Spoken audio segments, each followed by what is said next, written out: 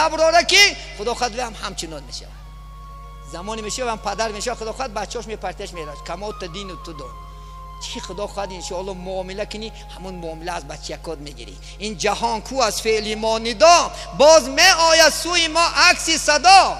خدا خود 15 سال بعد 20 سال بعد بچه کد کلون نشان بعد مردن تن راضی میشه. یک بار گفت تگرد یک بار در دبور سخته پوشه آه میگو نیاد نبرد حق تو پدر مادر ناراضی که گه همین دنیا نشون نداره ولی آخرت نمونه همین دنیا ده.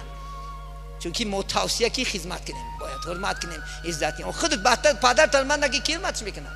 من پدر من قبم زنم کی بعد من حرمت میکنه کی پدر من حرمت میکنه با کی در کاره demek اول من خودم حرمت کنم عزت کنم. خدا خواهد پدر کا خرونه پوشونش خدا خواهد ان شاء الله فقط بچه‌ها کن میپوشونن هر روز 10,000 که در چون تکشت دوشگی من کوچه‌ام بچره خش توکیوش زنگ زدگی ایچوری کو پتینکوش کندگی لباس یک چپونی پوشیدگی 5 ساله است بیچاره.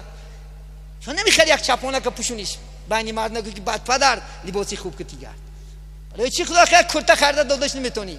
بچه تو اختر 18 سال خورون 18 سال پوشان دود. اصلا این بسی یک جوان دید در بغلش مادرش طواف خونه داره.